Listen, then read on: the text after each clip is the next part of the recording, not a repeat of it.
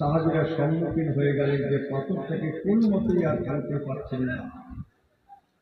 আসহাবে কান্নুজুম আল্লাহ নবী সাহাবায়ে কেরামেরা হুজুরকে বলতে লাগলেন, ইয়া রাসূলুল্লাহ, ইয়া হাবিবাল্লাহ, এত বড় একটা পাথর পড়ে গিয়েছে, যে পাথরটা এত চেষ্টা করলাম কোন মতেই পাথরটা ভাঙতে পারলাম না। চলো চলো, হুজুর নিজেও তাদের শরীর ছিল। আল্লাহ নবী দিন দুনিয়ার বাদশাহ পাথর ভাঙার যন্ত্রটা হাতে নিলেন, বিসমিল্লাহ শরীফ বলে পাথরে আঘাত করলেন। পাথরে লোহা মেরে দেখেছেন, আগুন ছিটকে দেখেছেন? নবী আমার তিনবার করে আঘাত করলেন। প্রথমবার আঘাত করলেন, একটা আগুন ছিটকিয়ে গেল। দ্বিতীয়বার আঘাত করলেন, আর একবার আগুন ছিটকিয়ে গেল। তৃতীয়বার আঘাত করলেন, আর একবার আগুন ছিটকিয়ে গেল।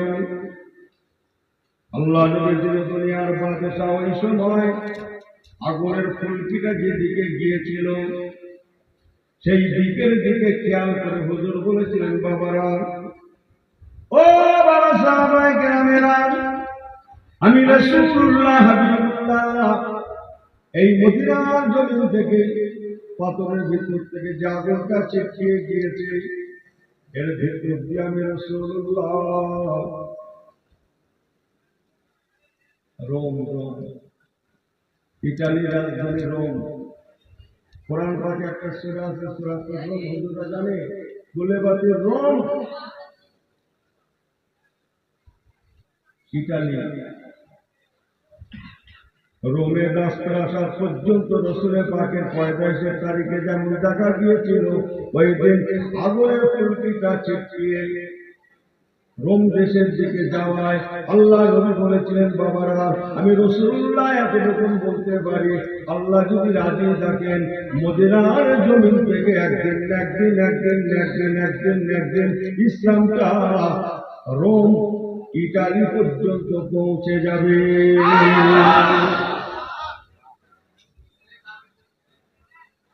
ও বাবা সাহাবায়ে কেরামেরা, দ্বিতীয় আগুনের ফুলকিটা আমি রাসূলুল্লাহ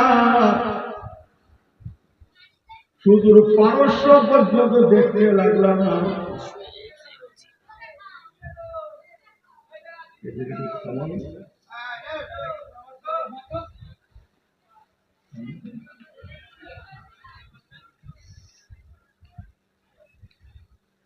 একবার চোখ দেখতেন তো না রে, চোখ ভুলে গেল, যেখানে এতগুলো লোক বসে আছে। শুনছেন কি কথাগুলো? আল্লাহ নবী দুনিয়ার বাদশাহ বলেছিলেন, বাবারা, ও আমার সাহাবায়ে কেরামেরা, একটা আগুনের ফুলকি পারস্য দিকে চলে গিয়েছে, আল্লাহ রাজি থাকে একদিন মদিনার জমিন থেকে ইসলামটা পারস্যর জমিনে পৌঁছে যাবে।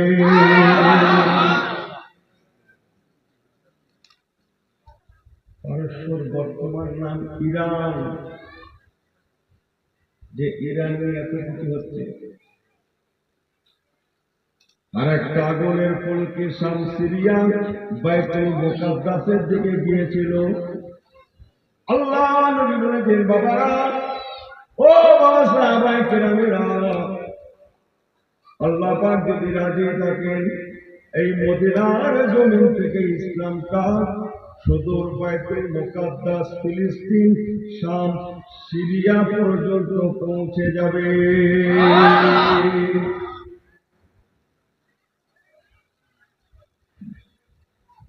সংক্ষেপ করছি, মুসলমান, অল্প দিনের মধ্যে ইসলামটা চতুর্দিকে ছুটতে লাগলো।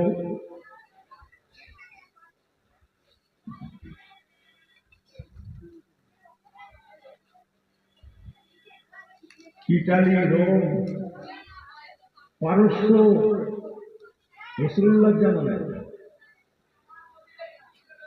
কত হচ্ছেন রাসূলুল্লাহর জামানায় যেদিন আল্লাহ রাসূল বাইয়াতে রিদওয়ান করেছিলেন সে কথা অনেক আলেমরা জানেন। আমি সংক্ষেপ করে আপনাদের কাছে এতটুকুন, আমার রাসূল পাক সাল্লাল্লাহু আলাইহি সাল্লাম আল্লাহ দুনিয়া থেকে চলে গেলেন, পর্দা নিলেন। ইন্না লিল্লাহি ওয়া ইন্না ইলাইহি রাজিউন। হযরত আবু বকর সিদ্দিক রাদিয়াল্লাহু তাআলা খলিফা হলেন। লিহাউলাই খলাফায়ে মিন বাদি। একদিন হযরত আবু বকর সিদ্দিক রাদিয়াল্লাহু তাআলা উনিও পর্দা নিলেন। এবার মদিনার তখতে তাউসে হযরত আমিরুল মুমিনিন খলিফাতুল মুসলিমিন ওমর ইবনে খাত্তাব হযরত ওমর ফারুক রাদিয়াল্লাহু তাআলা আনহু আসীন হলেন। আমি খুব ছেটে কেটে বলছি, এই মসজিদটা এখনো তৈরি হচ্ছে, অনেকদিন থেকেই হচ্ছে, তাকে সময় লাগে না লাগে না, কিন্তু শুরুটা হয়েছিল অনেকদিন আগে, তাই না? শুরুটা হয়েছিল ইসলামের শুরুটা রাসূলুল্লাহর পিরিয়ডে। আল্লাহ সেটা কমপ্লিট করাচ্ছেন হযরত ওমর ইবনে খাত্তাব হুজুরের পিরিয়ডে। বলুন না যে দীর্ঘ কথা আমি বলবো না। হযরত ওমর ইবনে খাত্তাব রাদিয়াল্লাহু তাআলা ইসলামের খেদমতে কাফেলা পাঠাতে লাগলেন। ইরাকে, ইরানে, জর্ডানে, কুয়েতে, লেবাননে, মিশরে, তুরস্কে, বাহরাইনে, কাতারে, ওমানে, ইয়েমেনে, সিরিয়াতে চতুর্দিকে ইসলাম পৌঁছাতে পৌঁছাতে অর্ধ বিশ্ব ইসলামের ছায়াতলে চলে এলো। বলুন না জোরে সুবহানাল্লাহ। ইসলামের আদর্শ দেখে ইসলামের ছায়াতলে চলে এলো। কথা বলছেন ইসলামের ছায়াতলে সম্বন্ধে পৃথিবীতে তিনটে মসজিদ আছে ব্যতিক্রম। একটা হচ্ছে আল্লাহ পাকের কাবা শরীফ, বলুন না সুবহানাল্লাহ। একটা হচ্ছে মদিনার মসজিদ নববী শরীফ, সুবহানাল্লাহ। আর একটা ফিলিস্তিনে জেরুজালেমে মসজিদে আকসা শরীফ। জোরে বললেন না সুবহানাল্লাহ। তিনটে মসজিদ ব্যতিক্রম। কথা অনেক। হযরত ওমর ইবনে খাত্তাব রাদিয়াল্লাহু তাআলা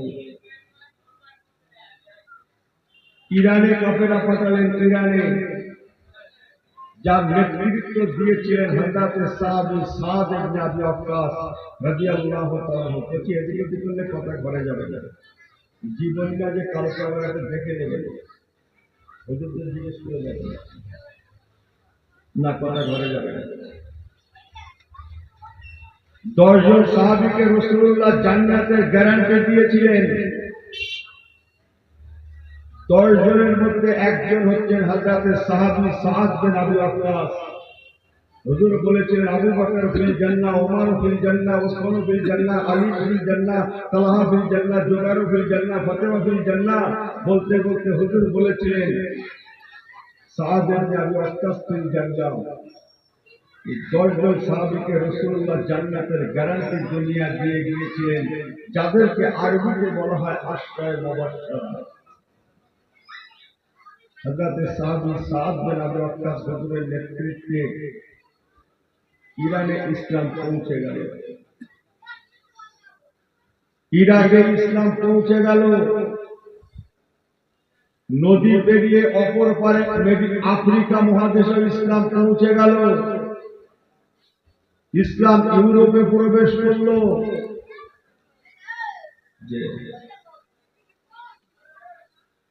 লেকিন পশ্চিম পাটে কিছুটা এলাকা বাকি রয়ে গেল। সম্বন্ধে একটা এলাকার নাম হচ্ছে ফিলিস্তিন। জেরুজালেমের মসজিদে আকসা তখন সব নাসারাদের দখলে। নাসারা বোঝেন তো তাদের বলা হয়, তারা কথা বলে যে যে